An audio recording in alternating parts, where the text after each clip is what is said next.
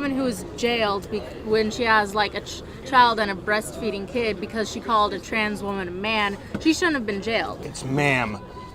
You saw that video too? Yes, I did. Now, is that a slur? I'm making fun of that guy. No. I feel like trans women aren't oppressed. Well, he feels that way. Yeah, they feel that way. There are language laws. But they're laws. white men, for the most part. What if it's a black transgender? Who wins the oppression Olympics if it's a black transgender with rickets?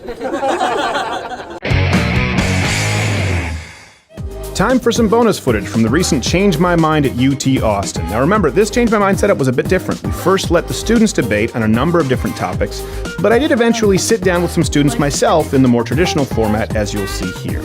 Since the 4th of July is right around the corner, I wanted to include this conversation with Elise about why America is superior to all other countries. Watch, enjoy, and let me know in the comments section below what it is that you believe makes the United States the greatest country in the world. Happy 4th. All right. What's your name? I'm Elise. Elise. I'm sorry to hear that you were hit by a scooter. Yes, I was. Earlier. It's not fun. So we weren't even discussing this today. We just didn't happen to have the Build the Wall poster. But it seemed like you were passionate about this. I do stand by it. I do believe that the United States is the greatest country in the world. And if you disagree with me, you're more than welcome to change my mind, Elise. Okay, I will say I do think America is great. I just think there are some things that make it not the greatest in the world. Maybe on par with some other countries, but not greater than them. Okay, so which countries would you say are greater than the United States, and why? Probably countries that have universal health care and stuff like that. Okay. I feel like that's a big issue with America. So, like, could you name me some countries? Like Canada and England and stuff. What happened? Did someone throw something at you? No, they started laughing. Oh, that's okay. That happens. I know. Usually when I say something dumb. Yeah, so it's okay. So Canada or the UK? Yes. Do you believe that or did you say Canada or England specifically? I said UK, basically. Okay. Yeah. So, and all of those, they're in. Talking about any countries? Basically, yeah. Okay. You believe they're better than the United States? Not better, but I think the US is on par with them. I don't think any of them are greater than, like, the other. Because Okay. I feel like, I just don't think America can be called the most superior country on earth when people are dying because they can't afford medication. I do. Yeah, for a couple of reasons. Not only because our healthcare is better than those countries. By the way, did you know that I'm Canadian? I was raised in Montreal. Oh, nice. So, the death rates, the survival rates of serious diseases in these countries, particularly in the UK, 7 times higher if you have a serious disease or being in an emergency room than it is in the United States. The wait times, depending on the parameters that you use, can be anywhere from 2 times as long to 4 times as long. The healthcare outcomes are not better in these countries. And by the way, they're largely beholden to us providing national security effectively for the whole world because they don't have to burden that cost. So not only do I believe that obviously our healthcare system is flawed, but not only do I believe that our healthcare system is superior to those countries, particularly the country from which I migrated, to Canada, to the United States, but there would be another reason outside of healthcare. Let's assume that healthcare were better in those countries. Freedom is a big one. How can a country be better than the United States if they don't allow freedom to their citizens? I don't think America really allows freedom to their citizens either all the way. Because once you've committed a crime, your rights are stripped from you. Right. But we do assume that we grant everyone, we don't give any rights, we grant, or recognize is the term I should use here, I want to pick my words very carefully, recognize God-given rights to human beings here in this country that no other country recognizes. Namely, freedom of speech is a big one. That doesn't exist in those countries that you just mentioned. Is that not a biggie? I feel like freedom of speech is very important. But at the same time, it's like, this is getting into the whole like freedom of speech, hate speech thing, right? Like No, I mean like with freedom of speech being an important thing. I feel like there are certain things that are like more important than others. Okay, so what's more important than the First Amendment? Well, what rights are more important than the freedom of assembly, the freedom of speech, freedom of the press? What rights would you say are more important for a government to recognize? The right to life. Okay, that's also something that we recognize. Yes, but not entirely. If you are too broke, then America just doesn't recognize your right to life. They might say they do, but then it's, you can't afford insulin, okay, you're gonna die now. you can't afford this medical procedure, okay, you're gonna die. Right. I think you're misunderstanding here the difference between rights and commodities. Right? You have the right to live. You have the right to seek the best health care possible for yourself. You do not have the right to force someone else to provide you with health care. You do not have the right to have somebody else create, invest, go through red tape and FDA approval process, study, become a doctor, go to medical school, get hundreds of thousands of dollars into debt, and force them to provide you with medical procedures or drugs simply because you can't afford them. That is not a right. That's a good. That's a commodity. But that's the thing, is I think that should be a right. You should But it doesn't have mean the that right. it is. You should have the right, but that's exactly what I'm saying, though. That's why America's not the most superior, because they don't see that as a right. Sure, but we do see, I would say this, and maybe we just won't be able to agree. Freedom of speech, to me, is more important. I think that's a much more valuable fundamental right than forcing somebody else to give me free health care. You disagree with that? Well, I feel like, because I do feel like freedom of speech is an amazing thing. It's great that we're able to sit down and talk and have debates on whatever we want because we have that right. Right. But at And it doesn't exist in these other countries. We wouldn't be able to do this. But I do believe, like, there's just a huge flaw in the fact that people are dying because they cannot afford things. But more people are dying in these other countries because their healthcare systems are worse.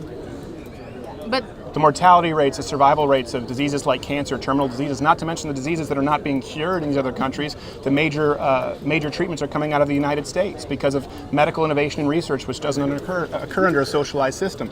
So if you're talking about people dying because of healthcare, more people are dying because of lack of access to good care under socialized healthcare systems than the United States. No system is perfect, but are you willing to give up your freedom of speech, your Second Amendment rights, but let's just go with freedom of speech? You're willing to give that up for a worse healthcare outlook overall, provided that it's given to you at gunpoint by another taxpayer?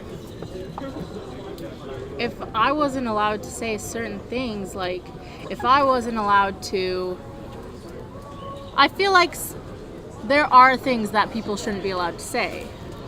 Okay. Is the thing. That's so you my don't stance. support the first. So freedom of speech is not necessarily something you support. Now this. Okay. I don't necessarily support people. People shouldn't be allowed to say. Like people shouldn't be able to say. Do not say fire in a crowded theater, please. I mean, like that. Yeah, definitely not. But that is technically like that incites a riot. Like that's already not. Like you could already get in trouble for saying Yes. that. Like, That's not because of speech. That's because it's a lie. yeah. Yeah. But I feel like people shouldn't be able to like. We already have restrictions on freedom of speech here. You're not allowed to incite violence against people. Like it's like That's not a restriction on or freedom of not speech. that. It's like in a crowd, you're not allowed to like. You're trying to think of an example. It's not saying fire, aren't you? No, I'm not. But That's what everyone says. I'm trying to think of. You shouldn't be allowed to like. I shouldn't be allowed to go around calling people the N-word. Why not? Because that's a slur. Like Sure. that's not something Sure. I should be allowed to say. Why not? Because that's an offensive word. That's a slur. It's an offensive word, absolutely. Someone just called me a idiot. Right? Should I be able to have these guys haul them away in cuffs? Well, no, I don't think cuffs is. That's. Well, what do you do? What do you mean you shouldn't be allowed to say it? What should the ramifications? By the way, people shouldn't walk around calling black people the N-word, okay? I think we both agree on that. But you said people shouldn't be allowed to. I think there should Why be. Why not? Because that's not okay. Like. It's not nice. So what would you do to someone who uses the N-word? What should be done? There should be like a small fine or something, like to like deter them from saying that. Like people shouldn't be allowed to call me a like that's a slur. I think people should be allowed to. I think it's mean. It's a word that's been used to oppress lesbians for like years. Like like it shouldn't be allowed to be. You shouldn't be allowed to call a gay person a That's like not okay. Why not? Because Saying it's not okay or that it's wrong or that it's offensive doesn't mean that it's not a right. it's like those words have been used in oppressing these people for like a very long time. Okay. It's kind of like it's those For example, people who were in position, the N-word, people who were in position, I want to make sure that we understand and kind of save us some time. For example, with the N-word, people in positions of power, not only plantation owners, but people in government, right, who supported slavery in positions of power, use the N-word as a way to degrade and assert their power over black people, right? Yes. Okay, so these are people in government, people in positions of authority who use this term. Why would you want to grant the right to legislate language to people in positions of power or authority? I just feel like you're giving that power away to the patriarchy. Those words specifically dehumanize people. Sure, but the point is, someone is going to be determining what language is allowed or not, right? You want to give that right over to the government. Maybe not. You want Donald Trump to determine what you can or cannot? No, I don't want Donald Trump. Okay, so the next guy. Donald Trump should be the president. Well, who cares?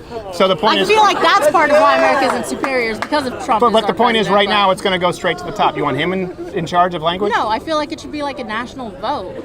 Like, that's what I think. So do you believe that all rights come from a national vote? Well, no. But okay. I feel like certain things should. Well, okay, let me give you this as an example. In these other countries like Canada, where I come from, you have comedians who've been jailed for offensive jokes. There's actually a friend of mine named Mike Ward who was put before Human Rights Tribunal and I believe fined $150,000 or $50,000 for a joke that offended a kid from a Make-A-Wish Foundation. You have people who are arrested left and right in Europe. In the UK, there was a man who was actually, I believe, fined because he was doing a cover of Kung Fu Fighting at a karaoke bar, and an Asian person said that that was offensive to him. When you have the government determining what language is and is not acceptable, that's a very dangerous precedent to set. Where's the line? What you find offensive might not be offensive to someone else. What someone else finds offensive, who may be in power for those 4 years, may be completely acceptable to you. Why would you support giving that right over to the government? Furthermore, most movements, civil rights movements, the LGBT movement, right, the gay pride movement, these movements have been created by people who would be presumed to be underclass or the oppressed, right? And they did it through language. They did it non-violently. They got legislation passed. Why would you want to strip them of their language or grant the authority to the government to strip minorities of their language? I'm saying that we should make it to where people that aren't of the minority can't call the people of the minority slurs against that minority. But minorities and majorities change all the time, right? That's the whole point to a constitutional republic, to protect the rights of the minority from a majority. Anytime you grant the government the right to legislate speech, it ends badly. It's never ended well. So I just want to make sure that maybe we can move on to another issue of discussion. You believe that these countries are better than the United States because they have socialized healthcare, and it seems to me like you believe that they're better than the United States because they don't have freedom of speech. Well, no, I wouldn't say that. I mean, like, I feel like no country has done freedom of speech stuff correctly. I'll say that. I would say the United States. Because, like, I'll say, like, the woman who's jailed when she has, like, a child and a breastfeeding kid because she called a trans woman a man, she shouldn't have been jailed. Like, that's not okay. Like, I feel like there's a, like... It's ma'am. You saw that video, too? Yes, I did. Now, is that a slur? I'm making fun of that guy. No, I feel like... But he does. Trans women aren't oppressed. Well, he feels that way. Yeah, they feel that way. There are language laws. But they're white men, for the most part. What if it's a black transgender? They're men for the most part. Who wins the oppression Olympics if it's a black transgender with rickets? The point is, you can't deter. This is the problem with identity politics, right? You just said, well, no, hold on a second. So, because he's a white man, he's not oppressed. Well, he thinks that, and you have these bills, you have these pieces of legislation that are being proposed that would outlaw misgendering people. I mean, you see that in Canada, that's right? an awful thing. Why is it awful? That's not oppression. They see it as oppression. Because someone called them the wrong gender. I've been called a dude before, multiple times. I don't know. I hope maybe that was a guy who was hitting you on the scooter. Could have been drunk. I would never confuse you for a dude. But, like, so what? Like, that's not the same as, like, someone tried to, like, but they want to literally take your rights away.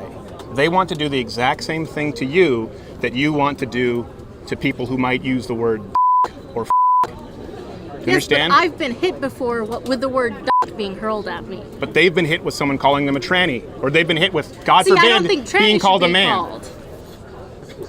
being called man instead of ma'am. The point is they want to do the exact same thing to you, remove your right to speak, as you would do with other people.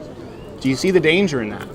And who determines that line? I see there is a danger in it, but I feel like the thing is really it just comes down to, in the most part, like, people just don't care about each other is the thing. Like, that's why I feel like there should be regulations.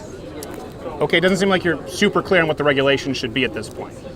It's a very fine line to walk is the thing. I don't think it is. So it's a very hard thing. Like, I don't think it is. I would fight with every fiber of my being your right to say whatever it is that you want to say, offensive or not, as I would hope people would fight for my right to say it. I believe free speech is absolute.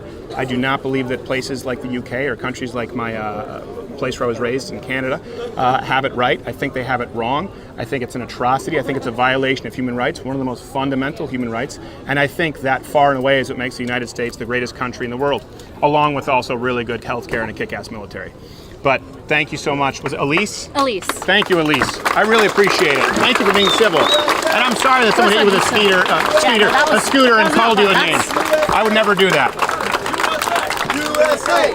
USA! USA! USA! USA! Oh, you're still here. I'll chalk that up to our fantastic retention rate. If you enjoyed this installment of Change My Mind, please consider clicking on one of these boxes, I can't see where they are, to watch another installment, or I'd highly recommend considering joining Mug Club at louderwithcrowder.com/mugclub. Not only do you get access to the full daily show and content that you can't see here on YouTube, but because we were recently entirely demonetized, it's the only thing that keeps this kind of content going. So we appreciate your support as public enemy number one of YouTube. We're learning how to navigate these waters. Maybe if we were more effective at transgender makeup tutorials or more advertiser-friendly podcast about transgender makeup tutorials.